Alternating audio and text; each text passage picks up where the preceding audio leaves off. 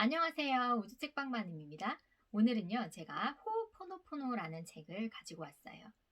여러분, 만일에 여러분의 무의식 세계가 미안합니다, 용서하세요, 고맙습니다, 사랑합니다. 이 네 마디 말로 깨끗하게 정화가 될 수 있다면 매일매일 실행할 용의가 있으신가요? 왜 이런 말들 가끔 하시죠? 아유, 최씨 고집은 대단해. 강씨 고집은 말이야 더해. 아주 그냥 누가 그 집 손자 아니랄까봐 지 아버지, 할아버지랑 똑같이 행동을 해요. 막 어른들이 이런 말씀 하실 때가 있잖아요. 이건요, 그 집안에 대대로 내려오는 어떤 정신이나 기질이 있다라는 거거든요.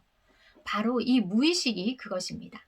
내 아버지, 할아버지, 그리고 뭐 증조할아버지, 고조할아버지, 그 조상의 조상 때부터 내려오는 모든 기억들과 기질들, 그런 행동 양식들이 이 무의식의 세계에 쌓여 있다가 저한테도 나한테도 전수가 된다고 해요. 만약에 윤회를 믿으실지 안 믿으실지는 잘 모르겠지만 윤회가 있다라고 가정을 해보세요. 난 지금 이 현생에서 굉장히 착하게 살고 있지만 나도 모르게 이전 생에서는 누군가에게 엄청나게 나쁜 짓을 저지르면서 살았을 수도 있어요. 그죠? 내가 매 생애를 막 착하게 살 수만은 없었을 거 아니에요. 제가 성자가 아닌 이상은. 이런저런 인물로 태어나면서 분명히 악역을 맡았을 수도 있고 착한 역할을 했을 수도 있고 또 거리의 불황아로 살았을 수도 있고 엄청난 부자로 살았을 수도 있고 또 인기 있는 학자라든지 예술가로도 살았을지도 모르는 일이거든요. 그 과거의 기억들 중에서 굉장히 안 좋은 기질들이 숨어 있다가 불쑥불쑥 나도 모르게 튀어나온다고 하면 어떠시겠어요? 아니면 그때 과거에 내가 남에게 피해를 주었던 행동들이 현재의 나에게 어떤 나쁜 일이 벌어지도록 영향을 주고 있다 하면 이걸 어떻게 해야 할까요? 고민되지 않으세요? 그래서 고대 하와이언들은요, 어떤 문제가 생기면 기도를 한대요. 고대 기도문입니다. 한번 들어보세요. 아버지와 어머니 자식이 하나로 존재하는 신성한 창조주여, 만일 내 가족, 내 피부치, 내 조상이 당신과 당신 가족, 피부치, 조상에게 태초부터 현재까지 생각과 말과 행동으로 상처를 주었다면 부디 용서를 바랍니다. 모든 암울한 기억과 장애물, 에너지, 불안들을 씻어내고 정화하고 해방하여 이 원치 않는 에너지들을 순결한 빛으로 변형하소서. 여기에서 아버지, 어머니, 자식은 무의식, 의식, 초의식을 빗대서 하는 말인데요. 이 기도문에서도 보시다시피 내 조상 때부터 했던 나도 모르게 저질렀던 남에게 나쁜 행동을 또는 피해를 주었던 행동에 대해서까지 다 용서를 구하는 그런 기도문이거든요. 이런 식으로 기도를 하면서 고대로부터 내려오는 모든 좋지 않았던 기억들을 깨끗하게 정화해서 현재의 문제들이 일어나지 않도록 돌본다는 거죠. 오늘 소개할 책 호오포노포노는요, 남태평양 지역 사모아, 타이티, 뉴질랜드를 포함한 고대 하와이 지역에서 많이 실행되던 일종의 심리 치료법이었습니다. 예전에는 부족 단위로 몰려 살았잖아요. 그럼 그들은 자기 부족원들에게 문제가 생겼을 때 어떻게 해결했을까요? 어떻게 했냐면요. 우선 부족의 족장이나 최고 연장자 또는 주술사가 그 문제를 일으킨 당사자와 피해자를 모두 불러놓습니다. 그리고 용서와 화해를 할 수 있는 명상과 의식을 행하면서 서로 화해할 수 있도록 중재자 역할을 해주는 거예요. 이 호오포노포노라는 말 자체가요, 하와이어로는 호는 목표라는 뜻이고요, 포노포노는 완벽함이라는 뜻이에요. 이 완벽을 목표로 불균형과 질병에서 오는 모든 오류를 수정한다. 즉, 잘못된 것을 바로잡는다. 이런 의미인데요. 현대에 와서는 뭐 족장이나 연장자도 없고 문제가 생길 때마다 온 사람들을 다 불러가지고 막 화해시키는 것도 힘들잖아요. 그러니 아무도 없어도 어떤 문제에 대해서 스스로 혼자서, 개인 혼자서 용서와 화해를 혼자 수행하는 거예요. 그런 형태로 변형이 된 게 요즘의 호호포노포노입니다. 여러분, 호호포노포노의 치유법 중에 정말 중요한 최고의 핵심이 뭔 줄 아세요? 바로 이걸 전제로 하는 겁니다. 모든 문제의 책임은 전적으로 나에게 있다. 모든 문제의 책임은 전적으로 나에게 있다. 내게 생긴 모든 문제들에 대한 책임이 완전히 나한테 있음을 인정하는 거예요. 그러고 나서 진심으로 용서와 참회를 구하면 모든 게 다 제자리로 온다는 거죠. 여러분 말로만 들으면 그거 뭐 별거 아니네 뭐 이렇게 생각하실 수도 있잖아요. 그런데 이게 별거 아닌 게 아닙니다. 한번 이렇게 생각해 보세요. 사기를 당해도 내 탓, 직원이 횡령을 해도 내 탓, 교통사고나 나쁜 일이 일어나도 내 탓, 심지어는요, 내 앞에 있는 남에게 일어나는 나쁜 일에 대해서까지도 내 탓으로 여기래요. 여러분 그거 인정하실 수 있겠어요? 정말 미치고 폴짝 뛸 일 아닙니까? 아니 내가 뭘 어쨌는데 나 아무것도 안 했다고 난 피해자인데 어째서 내 탓이야? 심지어 남한테 일어나는 나쁜 일까지 내 탓이라고? 엄청 속에서 반발심 같은 게 막 올라오실걸요? 아유 저도 처음에는 아니 이 모든 일에 대해서 내가 전적으로 100% 책임이 있다니 그게 무슨 말이야. 참내 내가 보상을 받아도 뭐 할 판에 뭐가 내 책임이야. 진짜 도저히 이해가 안 가네. 그걸 어떻게 받아들여 이랬다니까요. 거기다가 하나 더 얹어서 내 문제도 버거운데 왜 다른 사람한테 일어나는 문제까지도 내 책임이냐 이게 문제잖아요. 그 이유를 알려드릴게요. 이런 이유 때문이래요. 그 사람의 문제점이 내 눈앞에서 일어나게 되는 이유는 내 안에도 그 사람과 똑같은 문제점이 있기 때문에 함께 공명하기 때문에 내 앞에 일어나는 거라 보는 거예요. 내 안에도 사실 그런 문제점이 있었는데 잘 숨어 있다가 나도 모르고 있었던 거지만 그 사람을 통해서 똑같은 나의 문제점을 보게 되는 거죠. 그렇기 때문에 나를 먼저 정화시키는 게 정말 중요하대요. 나를 먼저 정화시킴으로써 다른 사람의 문제도 나의 문제처럼 자연스럽게 같이 정화를 시키는 거죠. 그럼 어떻게 정화를 하면 될까요? 단순하지만 너무너무 효과가 좋은 방법이 있어요. 모든 문제에 대해 이 네 마디만 하는 거예요. 미안합니다. 저를 용서하세요. 고맙습니다. 사랑합니다. 계속 말하는 거예요. 입 밖으로 말을 하든 속으로 말을 하시든 계속. 그런데 희한하게 이 저를 용서하세요라는 말에 엄청 심한 거부감을 느끼시는 분들도 계실 거예요. 왠지 모르게 자존심이 막 확 치고 들어오면서 내가 뭘, 내가 뭘 그렇게 잘못했다고, 응? 나 자신을 용서를 해달래? 하시는 분이 있으시거든요. 그런데 이건요, 진짜 누군가한테 막 굴욕적으로 빌면서 용서를 구하는 그런 것이 아니라 자기 자신이 자기 스스로를 용서하는 거예요. 그러니까 그렇게 자존심 상해하지 않으셔도 되는 거예요. 자기 스스로를 용서하고 모든 생각들이 깨끗해지면 그 자리에 뭐가 들어오겠어요? 뭐든지 사람이 비워야 그 자리에 다른 새로운 것들이 흘러 들어온다고 하잖아요. 그럼 그 자리에 엉뚱한 생각들이 들어오는 게 아니라 아주 신성한 기운이 흘러 들어오면서 영감도 굉장히 잘 떠오르게 되고 모든 일들이 생각지 않게 술술 잘 풀리게 된다는 겁니다. 싫든 좋든 내 인생에 들어온 모든 것들에게 사랑한다라고 말해줘야 한대요. 혹시 여러분의 인생에 달갑지 않은 누군가가 있다면, 정말 꼴도 보기 싫은 사람이 있다면 그 사람마저도 여러분 스스로가 만든 사람이기 때문에 그 사람 역시 사랑해 주어야 한다는 거죠. 여러분이 스스로 자신의 현실을 창조한다고 보면 그 사람들도 여러분이 만든 것이기 때문에 날 정화함으로써 그들도 같이 정화해줘야 할 대상인 거죠. 어떻게 한다? 정말 우라가 치밀어 오르는 행동을 한 그 사람을 좀 그윽한 눈길로 바라보면서 속으로 미안합니다. 저를 용서하세요. 고맙습니다. 사랑합니다. 하고 말이에요. 근데 저도 남편이 제가 정말 싫어하는 행동을 해서 화가 머리 끝까지 치밀어 오를 때 정말 이 꽉 깨물고 이 방법을 한번 해봤거든요. 한 속으로 20번은 말한 것 같아요. 그랬더니요. 제 화가 레벨로 치자면 10까지 올라갔다라고 하면 딱 5 정도로 내려오는 거예요. 게다가 아휴 저 사람이 저렇게 된 것도 뭐 내 탓도 있지 뭐. 제 탓입니다.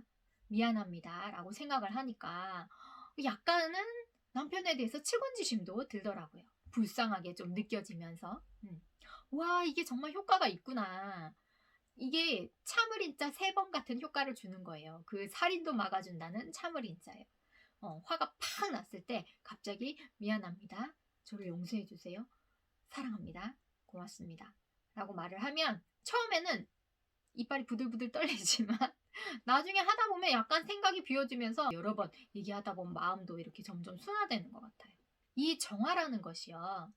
패스트푸드처럼 띵동 정화되었습니다. 이렇게 되는 게 아니잖아요. 이렇게 즉각 빨리 되는 게 아니라 좀 시간이 많이 걸린대요. 왜 그럴까요? 왜냐면요. 아주 오랜 세월 동안 여러분의 먼 조상 때부터 켜켜이 쌓여서 내려온 이 무의식에 저장된 기억들이기 때문에 이게 하루아침에 띵동 쉽게 바뀌는 게 아니라는 거죠. 그러니까 아주 정신을 집중해서요. 지속적으로 하고 또 해야 정화가 이루어진다고 합니다. 아주 그냥 이 네 마디를 입에 달고 사셔야 할까 봐요. 그런데 가만히 생각해 보세요.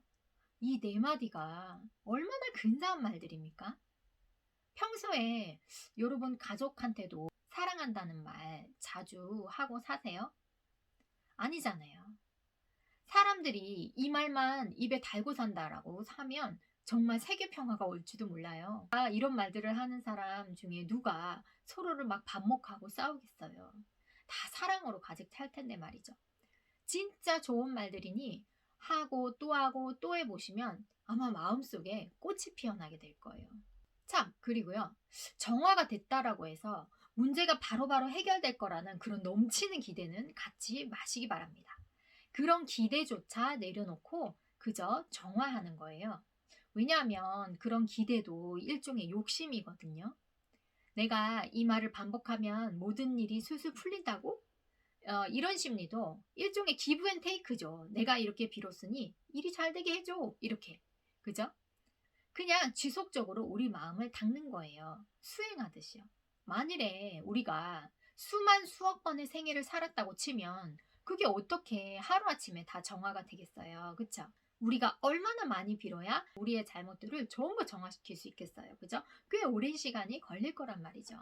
우리는 그저 이 정화하는 과정을 통해서 그 상황 속에서의 마음의 평화를 얻으면 되는 겁니다. 또 그렇게 아무런 바램 없이 이렇게 마음의 평화를 얻다 보면 오히려 최초에 원했던 결과를 뜬금없는 시점에 어느샌가 제가 받고 있다라는 거죠. 욕심을 내려놓고 마음의 평화만 해도 그게 어딥니까? 아니면 진짜 이런 머리 아픈 일들로 인해서 엄청 괴로워하면서 자신한테 막 제2의 화살을 쏘고 있을 거예요. 그죠? 나쁜 일 일어난 건 제1의 화살. 그 일을 곱씹으면서 나한테 계속 상처 주고 그걸 반복하면서 정신적으로 괴로워하고 이건 제2의 화살이잖아요. 그죠? 이렇게 행동하는 걸 멈추고 스스로를 용서하고 화해하라는 거죠. 그리고 내 마음의 참 평화를 가져다 주는 것이 이 호호포노포노를 하는 이유입니다. 여러분의 인생에서 무언가 개선을 하고자 한다면 그게 경제적인 문제이든 뭐 인간관계든 바라볼 곳은 단 한 곳뿐입니다. 바로 여러분의 내면입니다. 오늘부터 나에게 어떤 나쁜 일이 일어난다 하더라도 나도 어쩌면 예전에 누군가에게 그런 좋지 못한 행동을 한 적이 있겠지. 그게 현세든 전생이든 간에 그런 피해를 준 적이 있을 수도 있으니 나에게 그런 일이 일어난 것에 대해서 전적으로 내 책임이다 여기고 미안합니다. 용서하세요. 고맙습니다. 사랑합니다로 스스로 깨끗하게 해보는 겁니다. 그러면 그 일들이 의외로 쉽게 풀리실 거고요. 그 당시에는 풀리지 않았을지라 해도 지나고 보면 오히려 내게 약이 되는 일이 되었을 겁니다. 이게 일회성, 하다 말다 뭐 이런 거는 아무런 효과가 없는 것 같아요.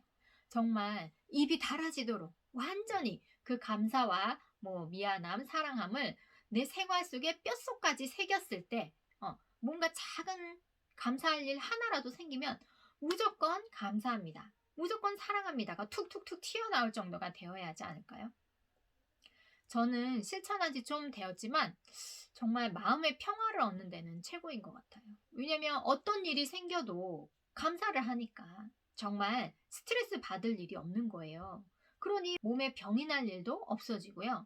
정신적으로 조금 해방이 되었다고나 할까요? 진짜 힐링이란 게 이런 거구나 하고 느껴집니다. 참, 이 책에 나오는 휴렌 박사님 얘기를 해드릴게요.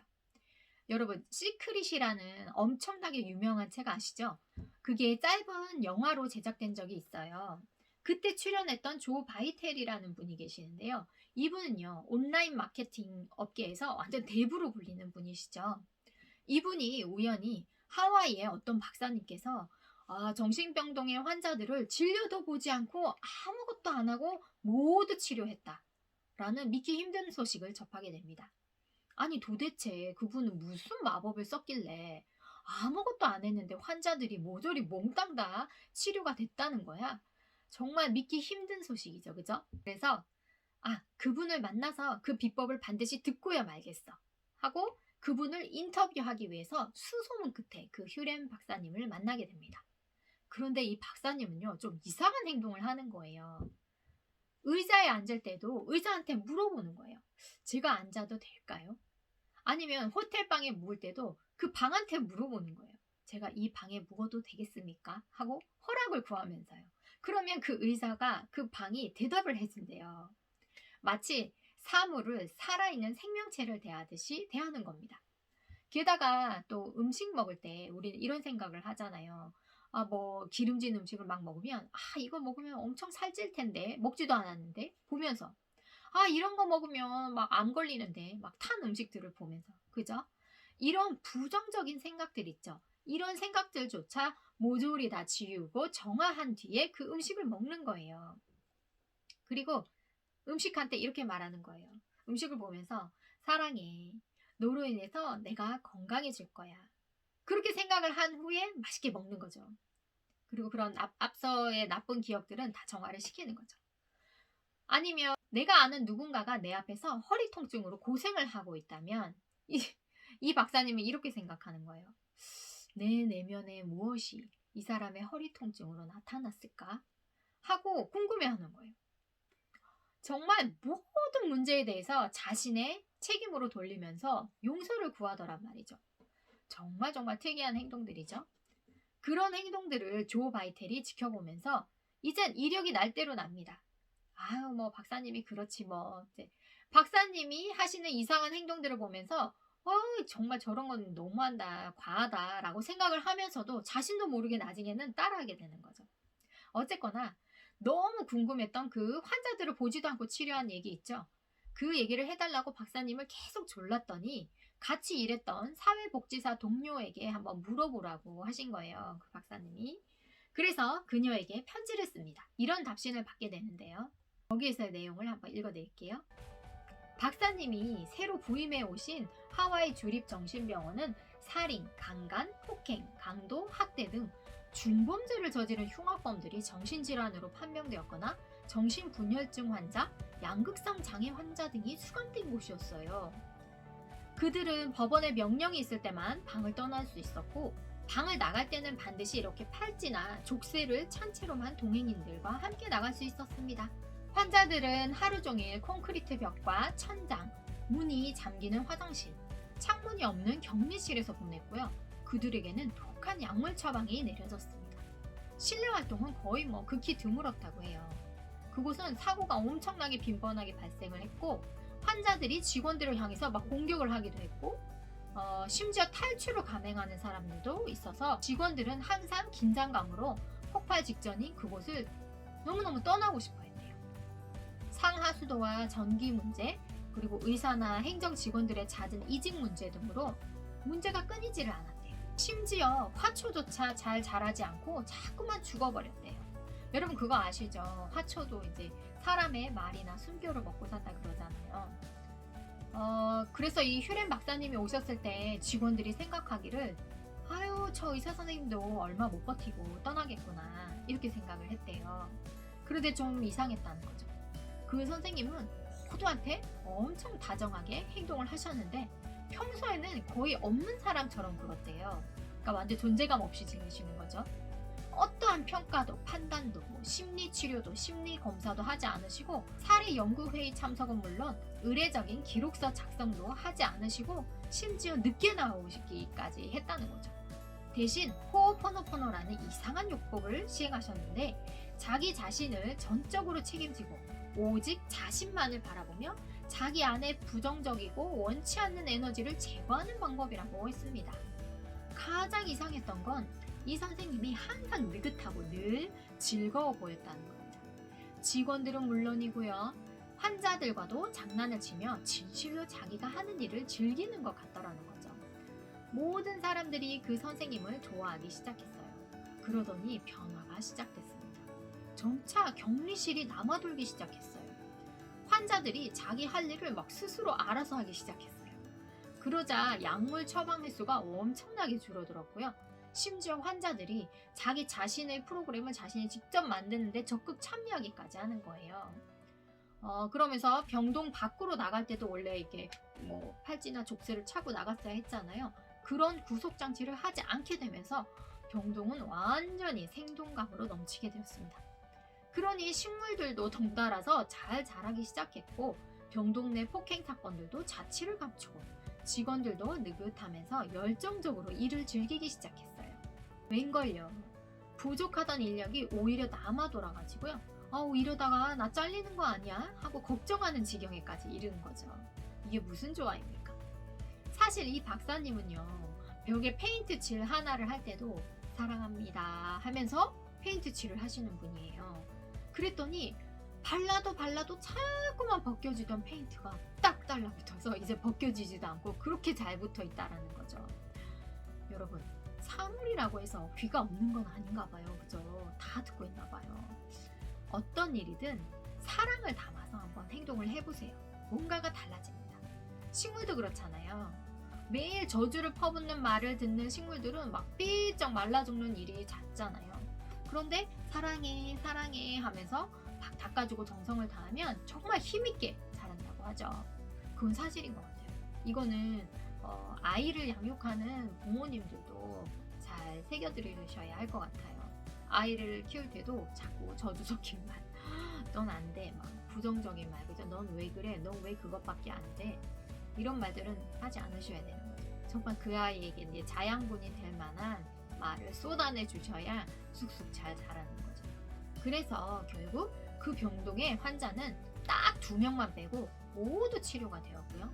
알고 보니 그 2명도 다른 병원으로 이송이 되었기 때문에 빠진 거지, 아니었으면 모든 환자가 다 치료된 거나 마찬가지였대요. 이런 기적적인 일을 어떻게 환자를 일일이 진료하지 않고도 가능하게 한 걸까요?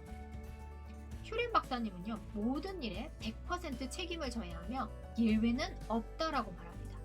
내키지 않는다고 빠져나갈 구멍은 없대요. 우리는 모든 일에 책임이 있다라고 합니다. 그들을 도우려면 그 기억들을 제거해 주는데 그 방법은 정화밖에 없었다는 거죠. 그래서 매일매일 그분들의 진료 차트 기록을 읽으면서 신성에게 조용히 말하는 겁니다. 당신을 사랑합니다. 미안합니다. 나를 용서해 주세요. 감사합니다. 라고 말이죠. 그 환자들을 이게 한계가 없는 마음의 상태로 돌려보내기 위해서 끊임없이 정화 작업을 했고요. 그 모든 작업은 휴렌 박사의 마음속에서 이루어졌습니다. 마침내 환자들은 정말 치유가 되어졌고, 이 모든 문제는 이 생각에서 오는 것이고, 그 생각들이 고통과 두려움에 얼룩진 생각들이 굉장히 많기 때문에 이에 대한 용서를 구하고 감사를 하면, 그리고 사랑을 하면 치유의 길이 열린다는 거죠. 제가 이 호호포노포노를 생활 속에서 실천하면서 얻게 된 결과는요, 우선 화낼 일이 정말 많이 사라집니다.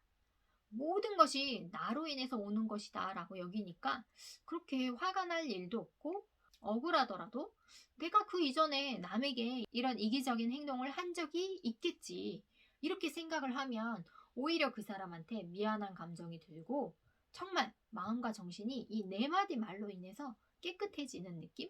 입으로 계속 이런 좋은 말들을 되뇌고 다니니까 얼마나 기분이 좋아지겠어요. 이 호호포노포노는요, 무의식을 아이라고 보자면요, 의식이 어머니로 보고 초의식은 아버지로 보고 있어요. 그러면 아이와 엄마와 아버지, 이 내면의 3명의 가족이 조화를 이룰 때 이 사람은 신성과도 조화를 이루고 인생이 순조롭게 풀린다라고 보는 거죠.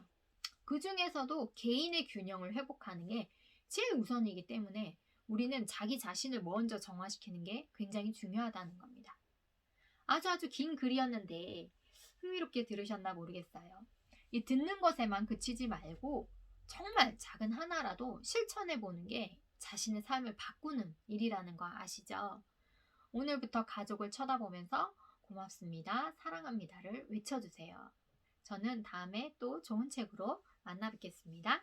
안녕!